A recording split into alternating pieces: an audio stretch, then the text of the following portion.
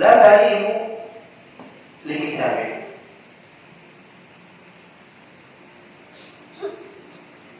Hatinya tidak tenang terhadap kitab Allah ketika mendengarkannya, ketika memahaminya, mempelajarinya tidak tenang. Wala tatadzakkaru ayati, tidak bisa hatinya itu mengingat-ingat ayat-ayat Allah Subhanahu wa taala. Wala tatma'innu bi dzikri, tidak tenang dengan menyebut-nyebutnya, dengan berzikir mengingat Allah Subhanahu wa taala. Bal hiya mu'ridatun an rabbiha, tapi hati tersebut berpaling dari Rabbnya. Multafitatun ila ghairihi,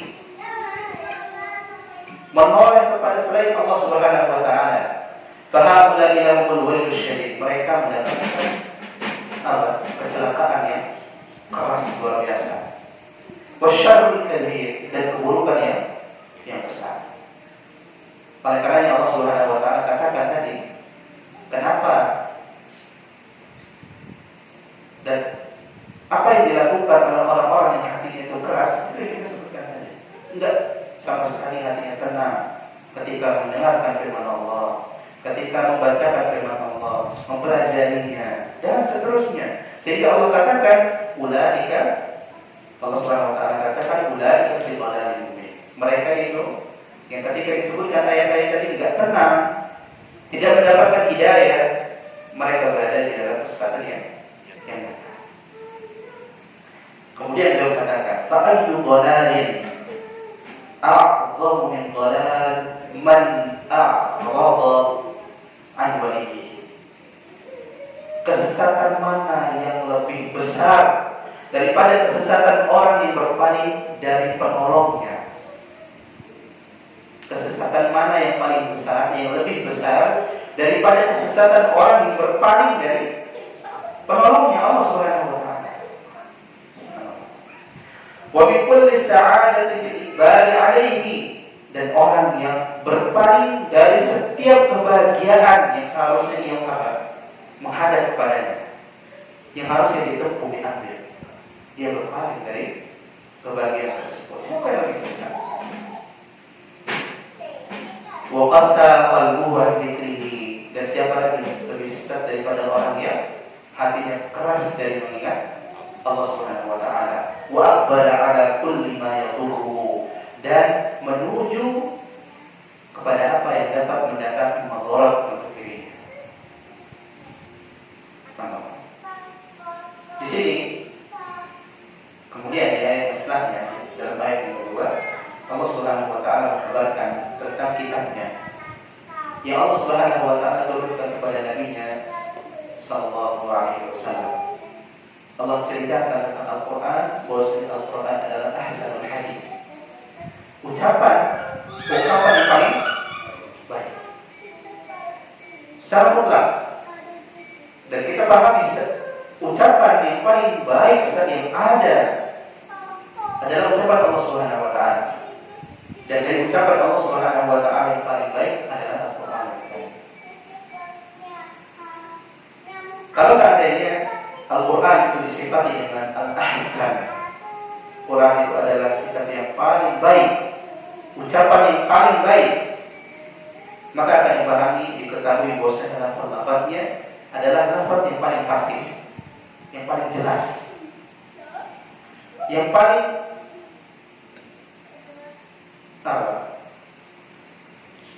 awdah. Tidak ada kesamaran di sana, jelas sekali. Dan makna-maknanya itu makna yang paling mulia. Mengapa? Lafaz-lafaznya jelas, kemudian maknanya adalah makna-makna yang mulia, isinya adalah makna-makna yang mulia, karena Allah sifati Al-Quran tersebut dengan ahsan, apa? Yang paling baik. Ucapan, perkataan yang paling baik.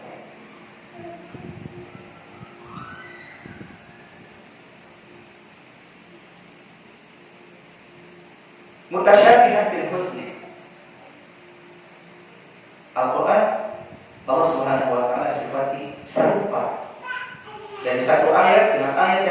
serupa apanya?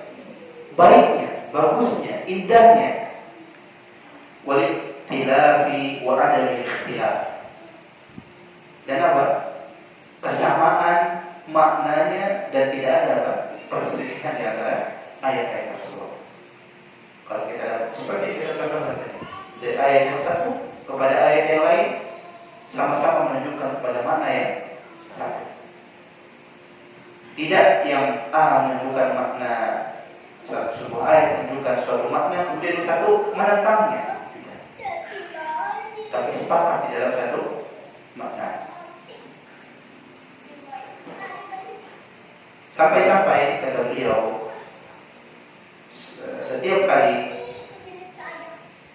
seorang yang mentadabburi Al-Quran itu mentadabburi ayat-ayat yang ada di dalam Al-Quran, memikirkannya dan melihat kesamaan ayat-ayat tersebut dari segi makna, menunjukkan kepada arti yang sama. Sampai-sampai di makna-makna yang apa? Ghamidhah, yang asli, akan didapati apa? Ternyata Al-Quran itu sangat mukau, sangat memukau.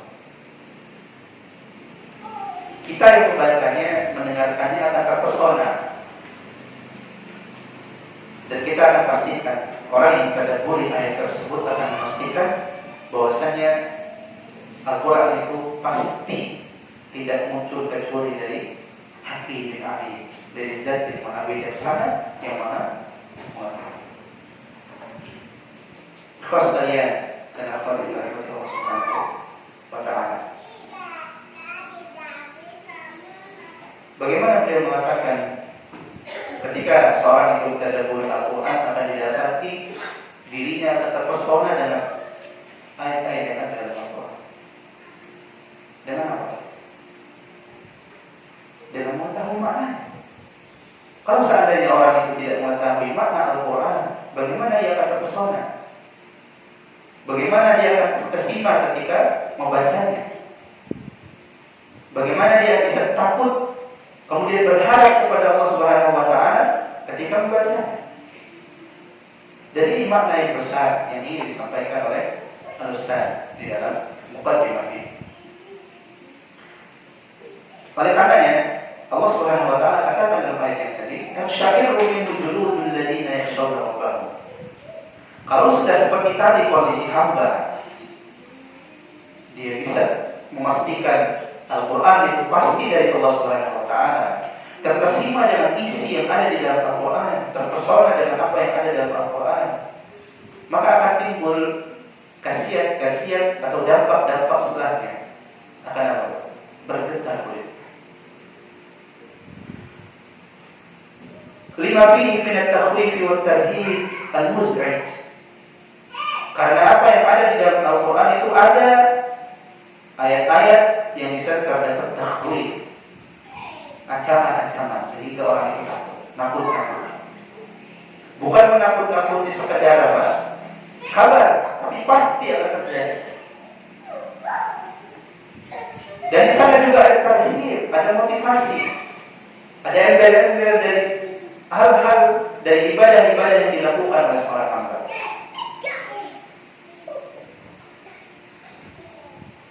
Di sana ada takhwif, ada tarhib, ada tarhib, al-mus'ij kata beliau. Di sana ada apa? Tarhib, seorang itu ditakut-takuti dengan cara yang apa? Menjadikan hati itu apa? Enggak tenang.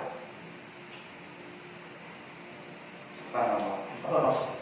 Ketika berbicara tentang neraka, kemudian seorang itu mentadabburi keadaan tersebut pada dirinya, bagaimana hati itu bisa tenang?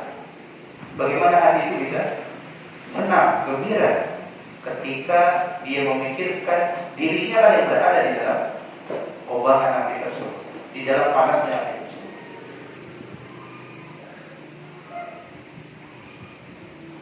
Dan sebaliknya, di dalam Al-Quran juga ada tarhib, motivasi, dan ada busyara, kabar gembira.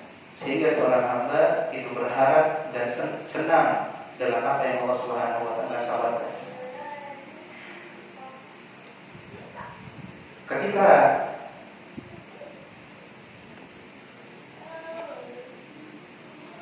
Allah Subhanahu wa taala sebutkan isi tersebut dalam Al-Quran,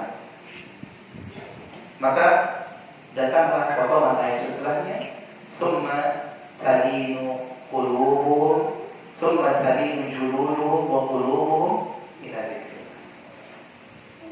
Ketika manfaat-manfaat tadi kita dapati, kita pahami dengan betul, kita tadabburi ayat-ayat yang dengan benar, maka baru di situ ada apa? Mulai tenang, kulit dari hatinya ketika berzikir kepada Allah Subhanahu wa taala. Maksudnya ketika berzikir, ketika ia membaca Al-Quran tersebut berzikir. Ketika ia membaca Al-Quran tersebut, kemudian mendapati di sana ada takhwif tadi, ada tarhib tadi, ditakut-takuti, dan di sana ada motivasi. Ketika Allah Subhanahu wa taala sebutkan di sana ada motivasi tentang surga, ampunan dan yang lainnya, baru di situ mulai hati. Ketika di sana ada ayat-ayat tentang neraka, seorang hamba itu harus takut dengan neraka yang Allah Subhanahu wa taala ancamkan untuk mereka, maka di sana hati bergetar, takut. Begitulah Allah Subhanahu wa taala memberikan hidayah kepada hamba.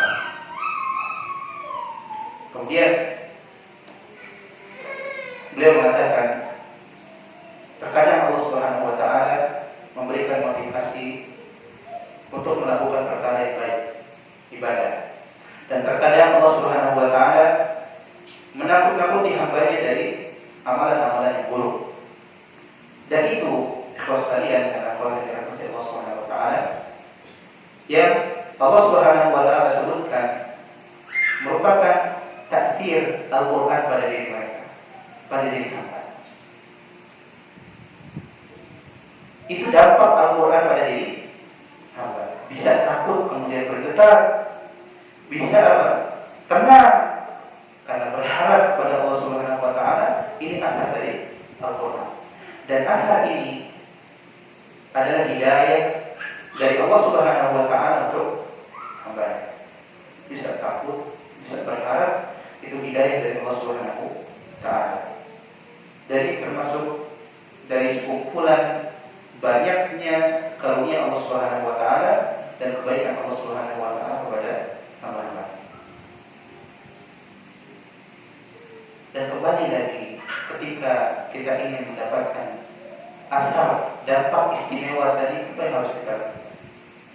Memahami Al-Quran, memahami perintah dan larangan Allah Subhanahu wa taala, memahami anjuran-anjuran Allah Subhanahu wa taala, dan bagaimana Allah Subhanahu wa taala menakuti hamba-hambanya. Dan ini tidak bisa ditempuh kecuali kita bisa bahasa Arab. Tahu betul kalimat-kalimat atau kata-kata yang ada di dalam Al-Quran itu menunjukkan kepada anda apa yang Allah maksud.